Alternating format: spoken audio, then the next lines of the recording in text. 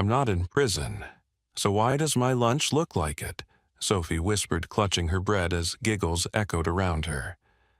Then a tall man in a suit set down a tray beside her, smiling like he'd just found someone important. Stay here. You'll want to see what happens next, like comment and share if you care. The lunchroom at Bright Horizons Kindergarten in Seattle was alive with its usual midday chaos. Laughter bubbled from clusters of tiny tables, silverware clinked against brightly colored trays, and the smell of tomato soup mixed with the faint sweetness of fruit cups. The fluorescent lights above hummed softly, casting a pale glow over a sea of restless, fidgeting children. Teachers and lunch aides navigated the maze of chatter and crumbs with the steady patience of people who did this every day. But in the farthest corner of the room, so far from the noise that it almost felt like a separate space, sat a little girl by herself. Her name was Sophie Carver. She was 5 years old, though the quiet way she held herself made her seem older somehow. Today, she wore a pale blue dress, one that had been washed so often the color had begun to fade. Over it, she had a soft pilled cardigan that slipped from her shoulders in a way that suggested it had once belonged to someone bigger. Her hair was pulled into 2 neat braids, each tied with a mismatched ribbon. In front of Sophie sat a plastic lunchbox, one of those off-brand types with peeling cartoon stickers. She opened it carefully as if trying to make the moment last, and inside was nothing more than a single slice of plain white bread folded in half and a small bottle of water. No fruit, no sides, no juice box, just bread and water. She broke off the crusts piece by piece, not because she disliked them, but because the action gave her something to do with her hands, something that meant she didn't have to look up. Across the room, a group of 3 kids had noticed her. At first, their voices were low, their laughter muffled behind cupped hands. But soon the giggles grew louder. "Hey, Sophie, forgot your real lunch again." One boy, taller than the others, tilted his head toward her. "Or is that all you get? Bread and water like you're in jail."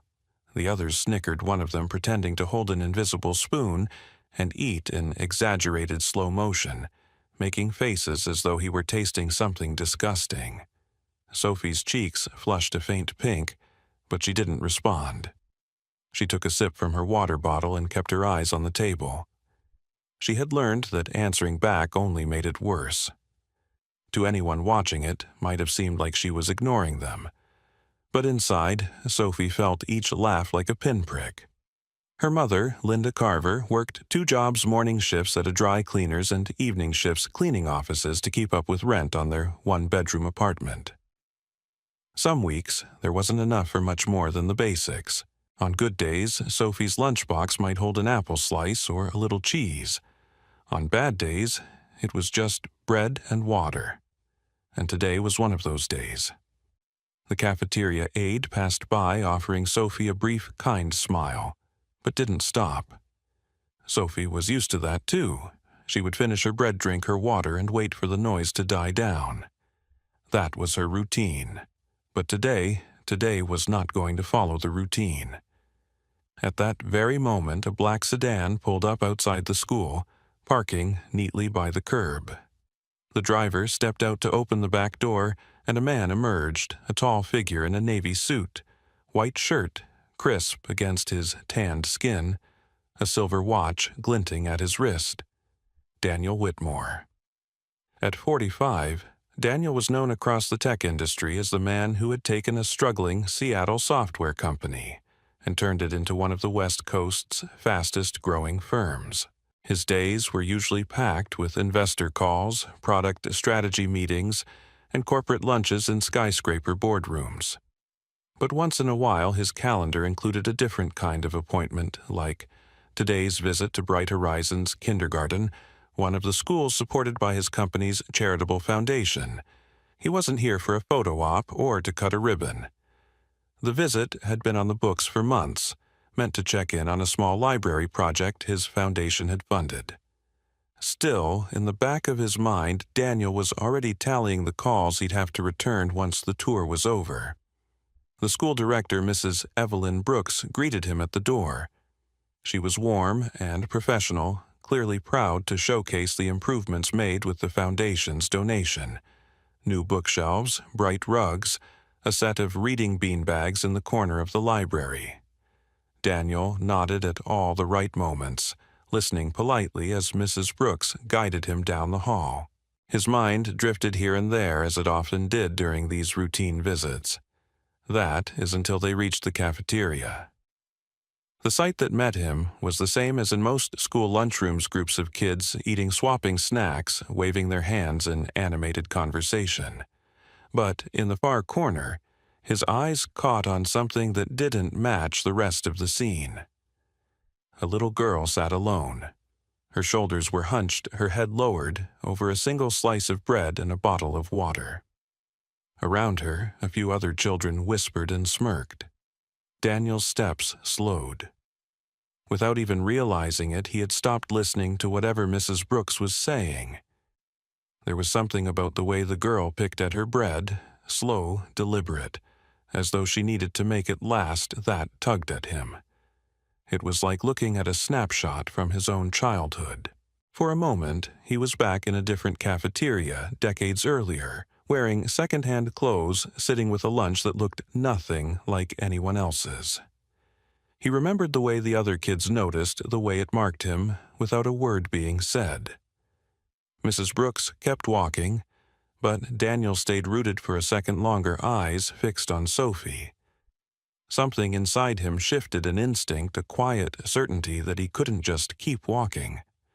From Sophie's point of view, the cafeteria was the same as every other day until she noticed the tall man in the suit.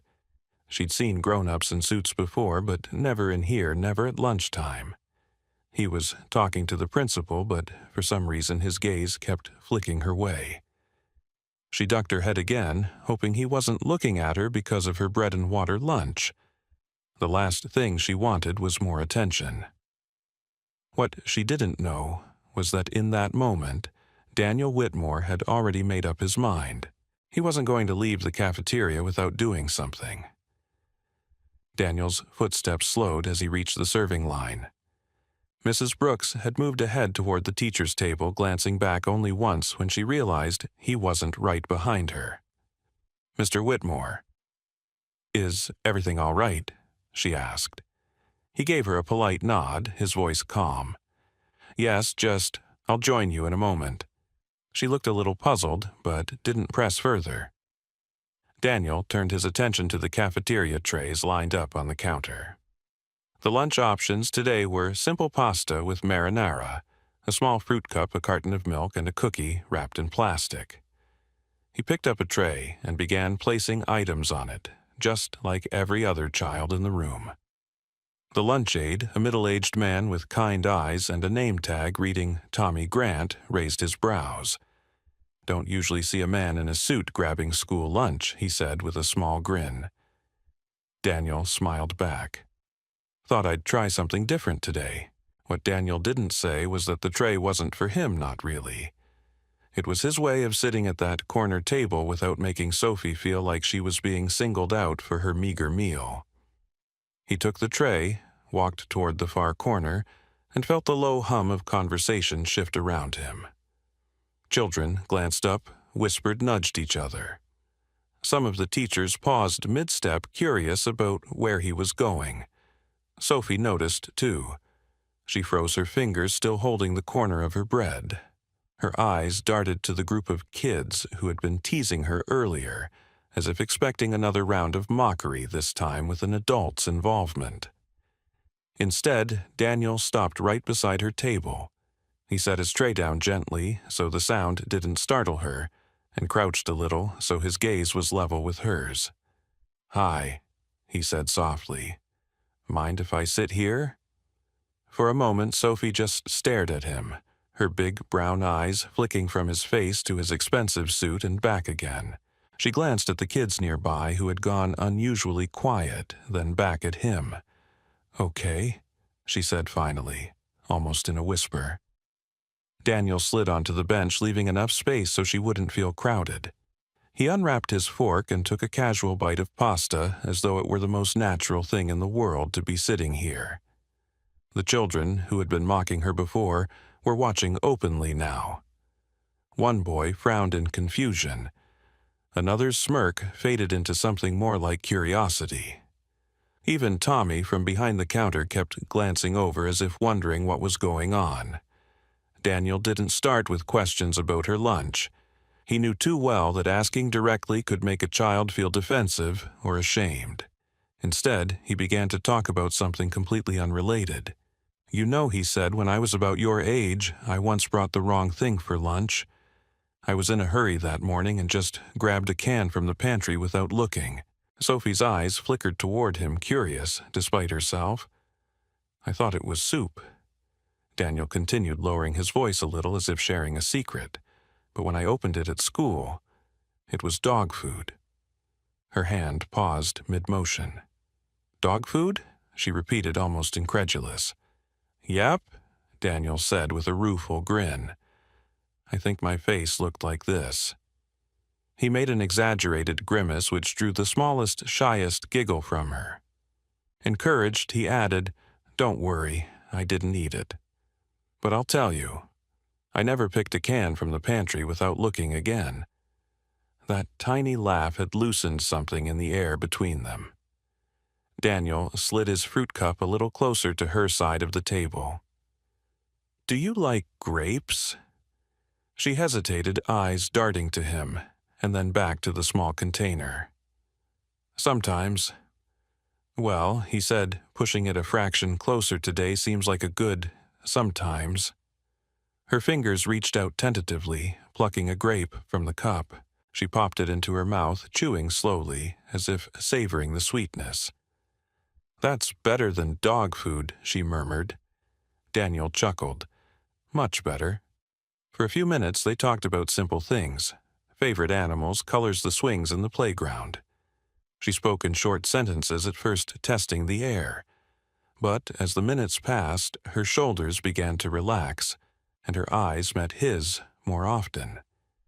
Daniel listened intently, nodding at the right moments, encouraging her without pushing too hard. He could see the faint hollowness in her cheeks, the way she held her bread as if it were something precious. At one point, he noticed the group of kids who had teased her earlier, shifting uncomfortably in their seats. Without Daniel saying a word to them, their expressions had changed confusion, replacing mockery as if they no longer knew how to treat the girl who had a man like this choosing to sit with her. From across the room, Mrs. Brooks observed the scene with surprise. Daniel Whitmore was known for his efficiency and focus, not for lingering over lunch with kindergartners. Yet here he was talking to Sophie Carver, as though she were the most important meeting on his calendar. Even Tommy Grant, who had worked in school cafeterias for over a decade, felt something shift. He'd seen plenty of adults walk past moments like this without noticing, or pretending not to. But Daniel had stopped. And that made all the difference. When the lunch period began to wind down, Sophie carefully wrapped the last half of her bread back into her lunchbox. Daniel caught the small deliberate movement and understood, without asking, she was saving it for later. He didn't comment on it, just offered her the rest of his grapes and the cookie from his tray. She took the grapes with a small smile but shook her head at the cookie. "My mom says too much sugar makes me bounce off the walls," she said matter-of-factly. Daniel grinned. "Your mom sounds like a smart lady." As the bell rang, signaling the end of lunch, Sophie slid off the bench, clutching her lunchbox. She hesitated for a moment, then looked up at him. "Thanks," she said softly. "For what?" "For sitting here," she replied, as if it were the most obvious thing in the world. Daniel's answer was simple. "Any time." She gave him a small nod before heading toward the hallway braids swaying behind her. Daniel watched her go, the noise of the cafeteria returning around him. He knew with a certainty he couldn't quite explain that this was not the last time he would see her. The rest of the school tour passed in a blur. Mrs. Brooks led Daniel through brightly decorated classrooms, the art corner filled with finger paintings, the small library stocked with worn but well-loved books. He nodded politely, but his mind kept drifting back to the image of Sophie sitting alone breaking her bread into tiny pieces, as though she could stretch the moment to make it last. By the time they reached her office, Mrs. Brooks was speaking about an upcoming fundraiser. Daniel interrupted gently. "Mrs. Brooks," he said, lowering his voice, "I'd like to ask you about one of your students." "Sophie Carver." Her expression shifted instantly, a flicker of surprise, followed by a more cautious look. "Of course. Is something wrong?" "No," Daniel replied, "but I'd like to understand her situation a bit more privately." Mrs. Brooks gestured toward a pair of chairs near her desk. She closed the office door before sitting down.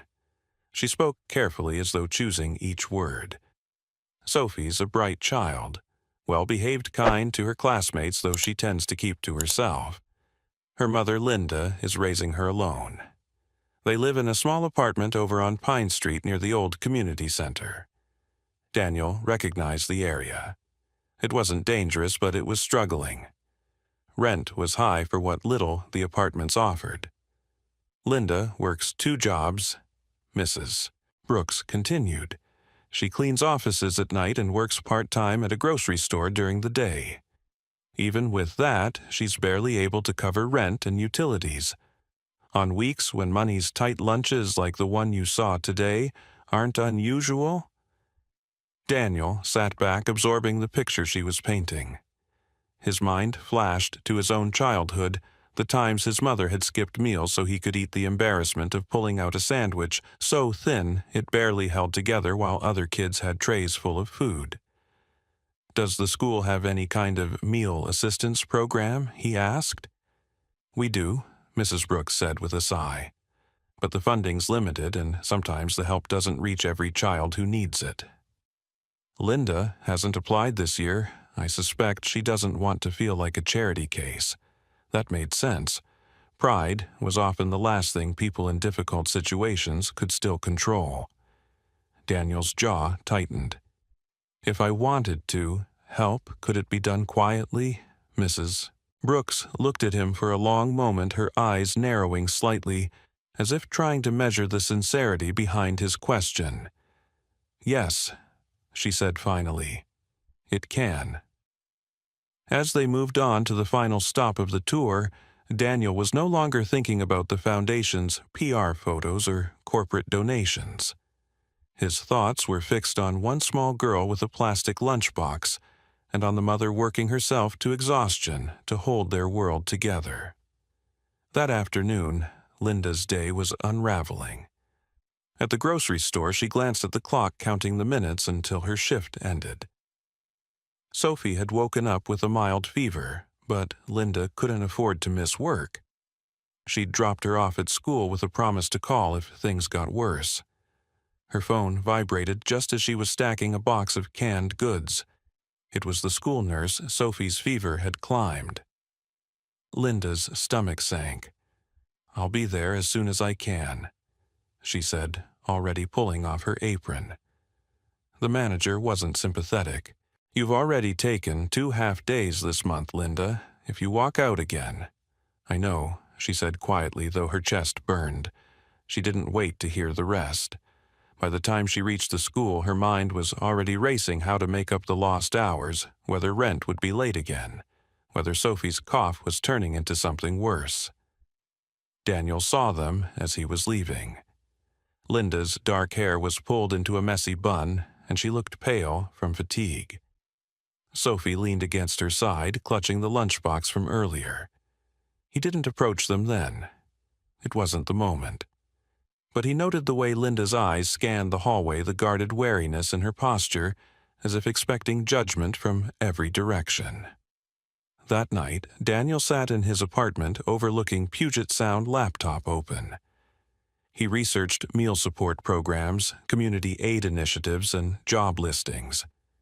He wasn't interested in a one-time gesture. He wanted something lasting, He also knew he couldn't just show up at their door with a check.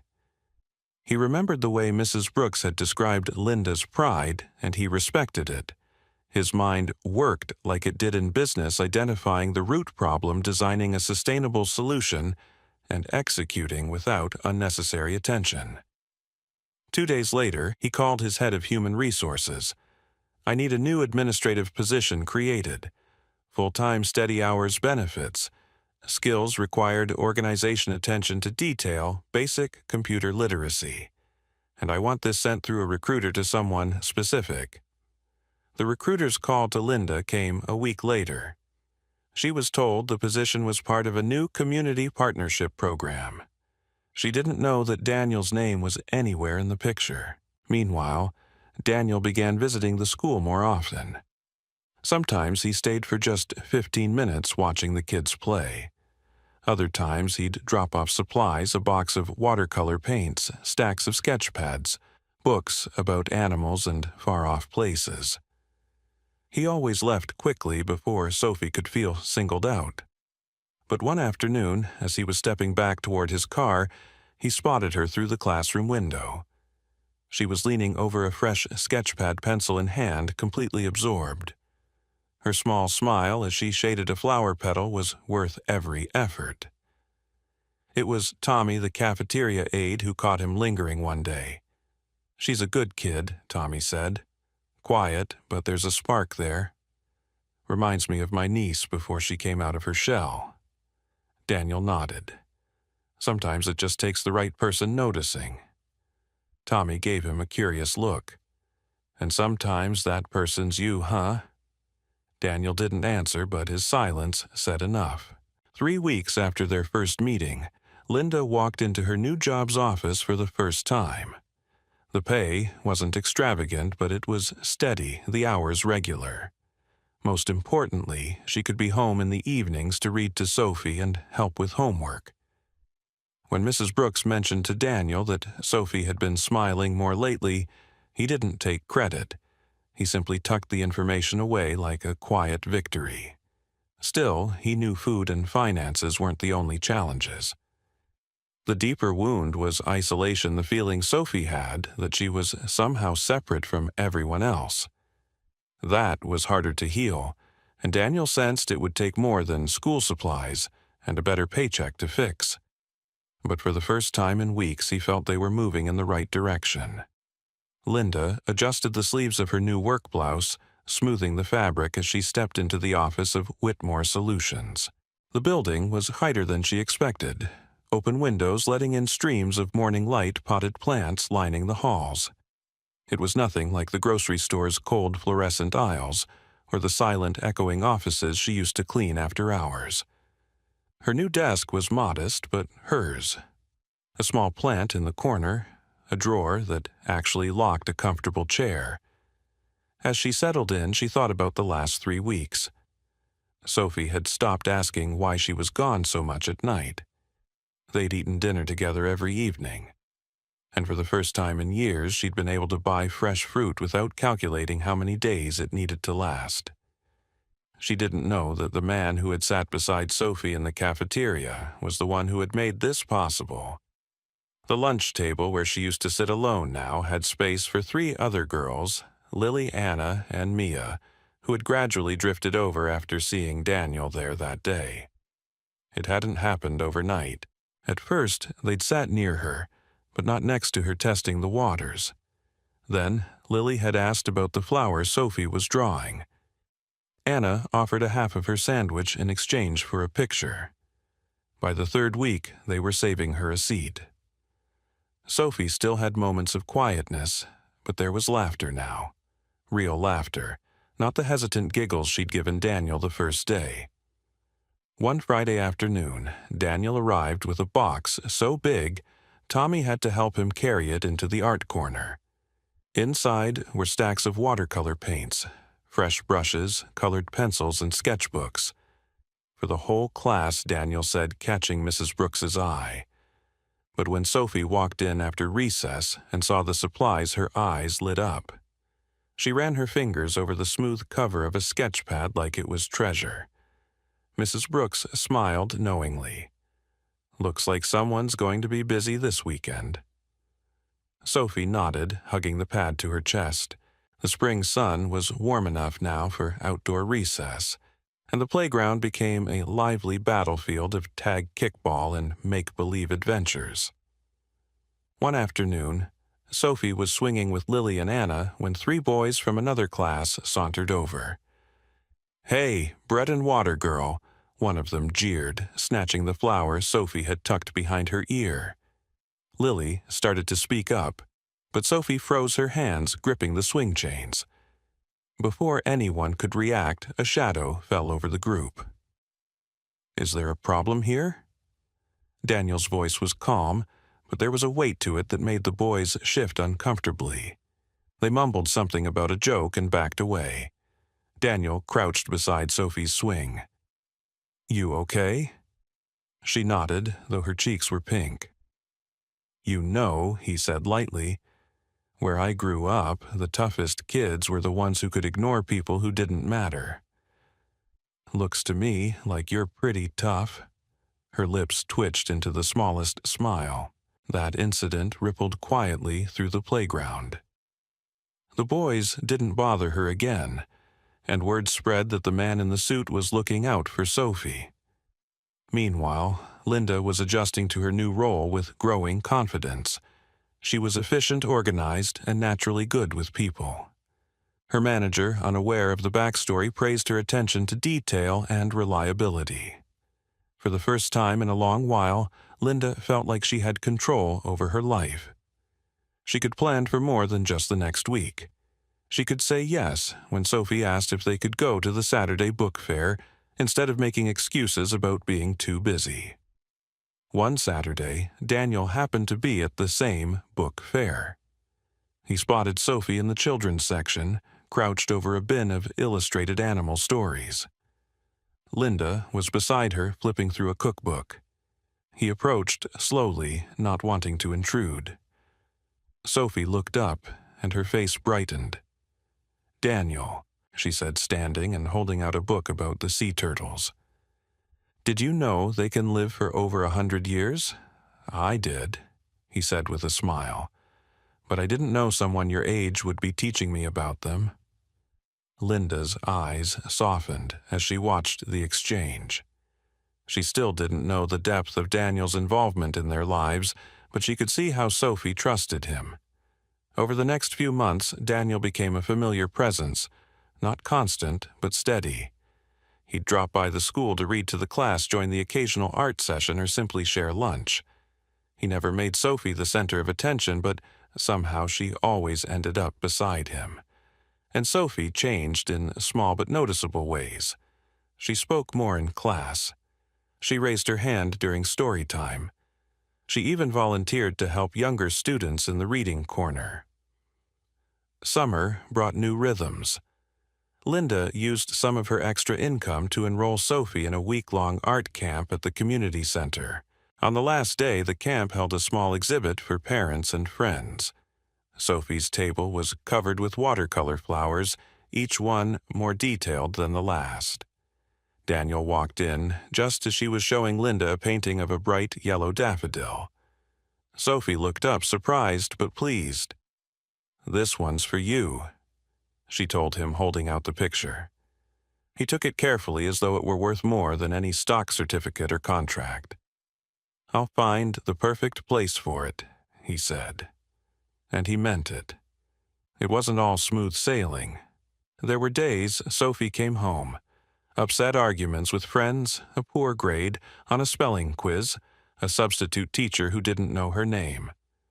But Linda noticed something different. Now, Sophie bounced back faster. She didn't sink into herself the way she used to. Daniel noticed it too. He saw it in the way she greeted him without hesitation, in the way she'd share details about her day without needing to be coaxed. Trust had taken root. He still hadn't told her the full truth about how he knew her mother's struggles, about the role he had played in changing their circumstances. That moment would come. For now, it was enough to see her thriving. Late one afternoon after the other kids had gone home, Sophie was in the art corner finishing a painting. Daniel was helping Tommy stack chairs.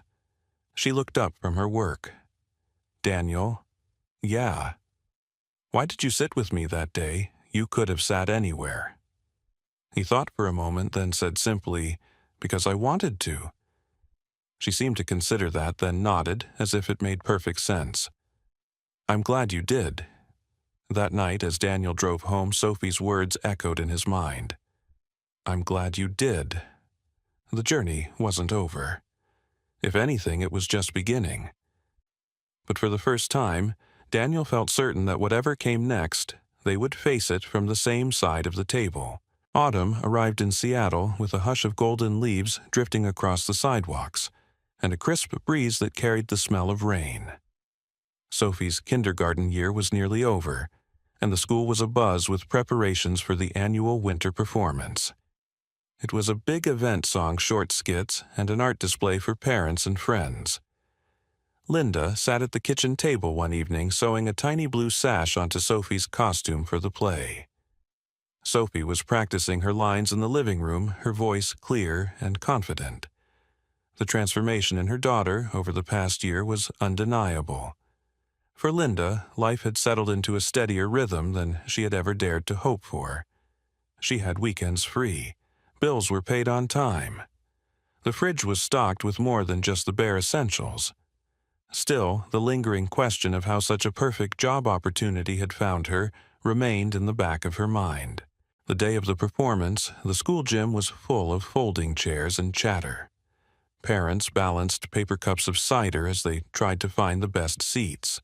Children peeked out from behind the curtain, their costumes fluttering. Daniel arrived quietly, taking a seat in the third row.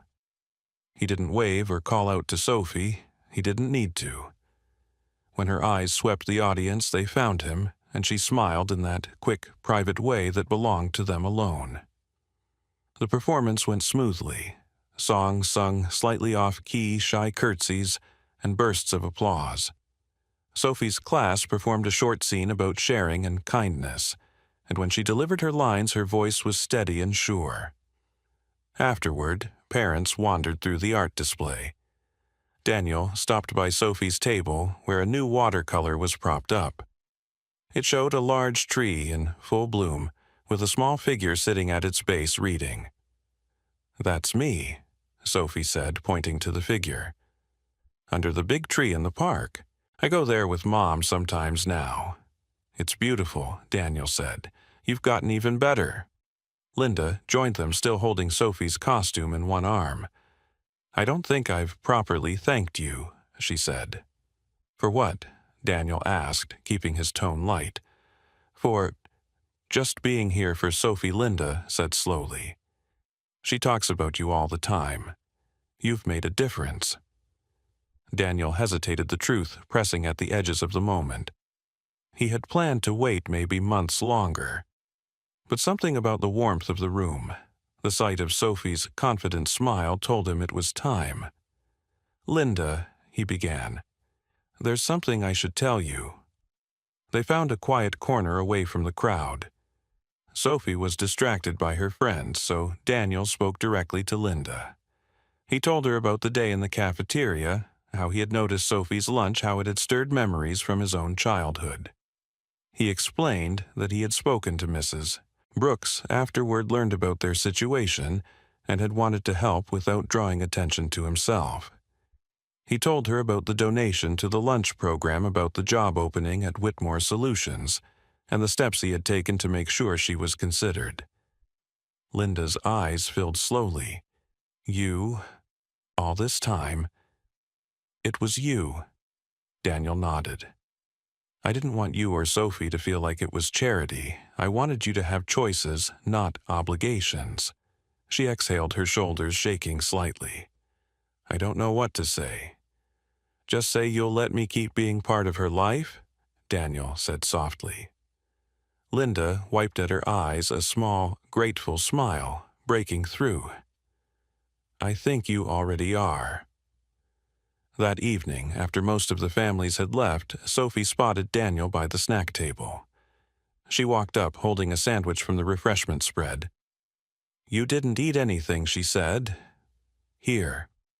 She broke the sandwich in half and offered him the bigger piece. Daniel took it, feeling a rush of memory: bread and water, a quiet corner table, a small girl who had tried to make herself invisible. "Now, it's my turn to share," Sophie said, grinning. It was such a simple gesture, but it caught him completely off guard.